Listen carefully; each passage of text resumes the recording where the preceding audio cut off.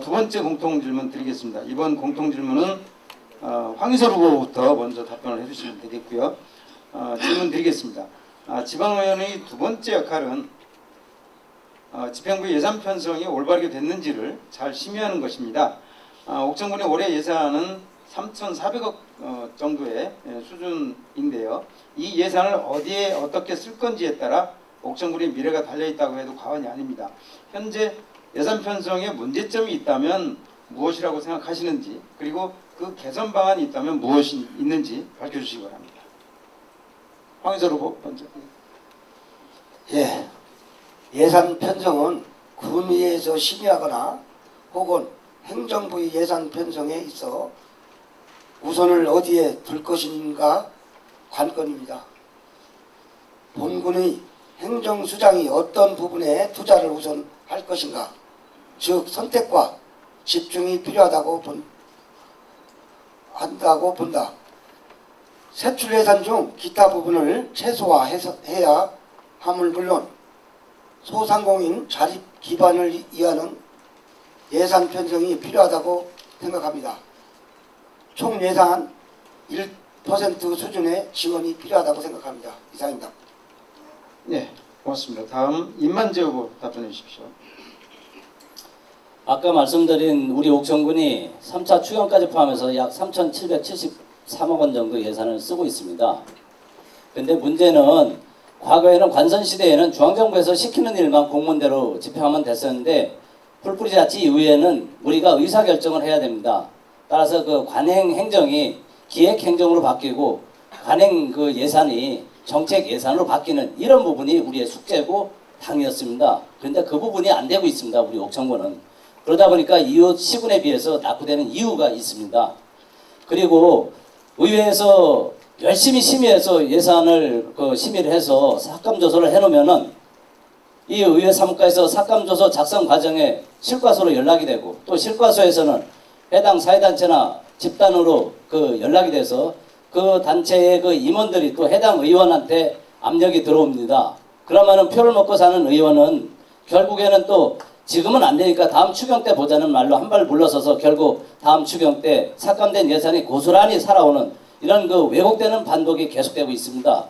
그래서 저는 의회에 들어가면은 예산 편성에 있어 어떤 원칙과 기준을 세우는 삭감된 예산이 다시 살아 돌아오지 못하는 그런 개선의 조례를 제정하고자 공약하고 있습니다.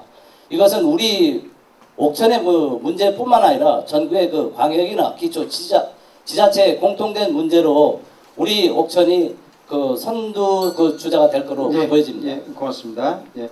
세 번째 답변은 김현태 후보 해주십시오. 예산 수립 과정에서 좀 문제가 있다고 생각을 합니다. 첫째, 충분한 타당성 검토가 있어야 되고, 그리고 우선순위가 결정이 돼서 또 주민들이 그 예산을 주민들이 참여하는 그런 예산이 좀 수립이 돼야 되는데 그런 부분에 대해서 좀 미흡하다는 문제를 제기하고요.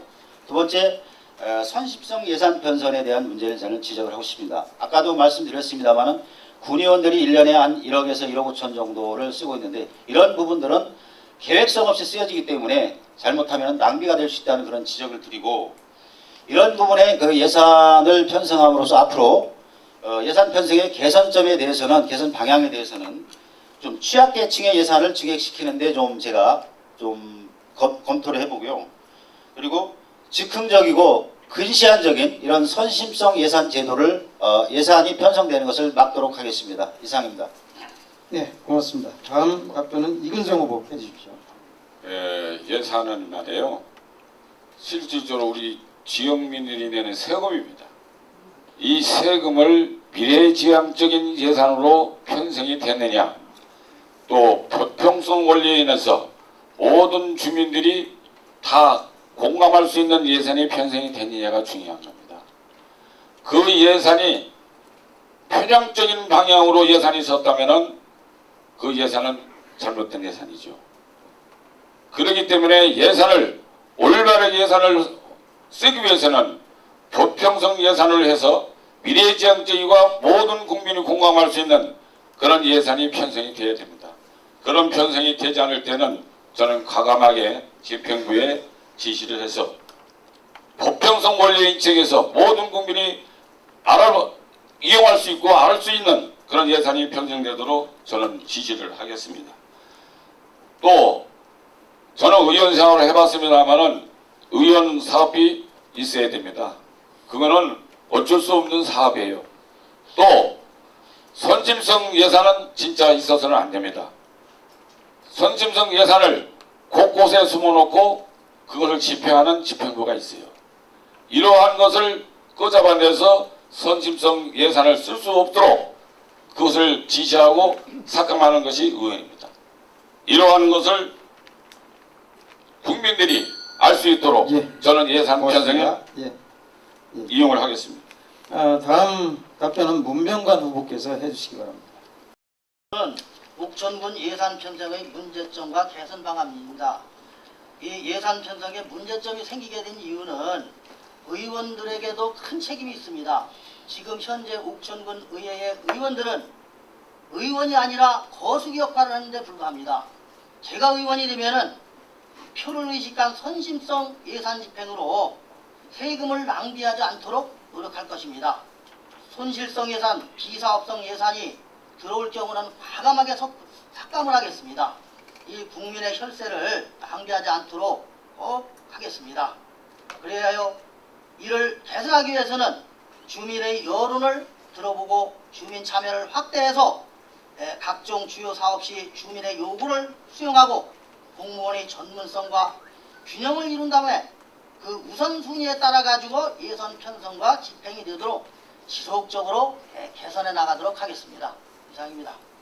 네, 고맙습니다. 다음 답변은 유재목 후보 해주시기 바랍니다. 예, 전년도 사업계획 및 진행 과정을 면밀히 검토하고 전문가의 의견을 듣고 자문받아 이 사업이 과연 군 발전을 위해 필요한 사업인지 아닌지, 실정만을 위한 사업인지 등을 면밀히 분석하고 꼭 현장을 찾아 발로 뛰면서 꼼꼼히 확인하는 의정활동을 할 것이며 혹 낭비되는 요인이 없는지 세밀하게 짚어보고 소외계층에 꼭 필요한 데 빠진 부분이 있다면 실무자들과 협의하여 보완되도록 하겠습니다. 형식적인 행정사무감사가 아닌 현장을 확인하는 실질적인 감사로 문제점을 해결하도록 하겠습니다. 이상입니다. 네, 고맙습니다. 공통질문 두 번째 마지막 답변은 이규혁 후보께서 해주시겠습니다.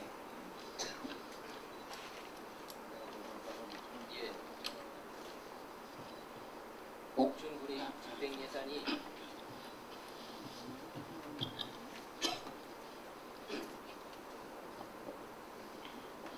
옥천군의 집행 예산이 군수의 공약 실천 이행이 많이 편중되어 있는 것 같습니다. 물론 옥천군에 꼭 필요한 집행이겠지만 의원의 역할이 집행부를 감시, 견제하는 역할인 만큼 역할 책임에 충분히 임해 서민경제와 지역경제 활성화에 살피며 방향의 예산 편성이 되도록 하며 사전 예산 편성을 통한 심의위원회를 만들고 점검하겠습니다. 또한 충청북도와 중앙정부를 연계하여 예산 편성을 살펴보고 개선되어야 한다고 생각합니다. 이상입니다. 예, 고맙습니다. 이것으로 첫 번째 공통질문 두 가지에 대한 후보자들의 답변을 들어봤고요.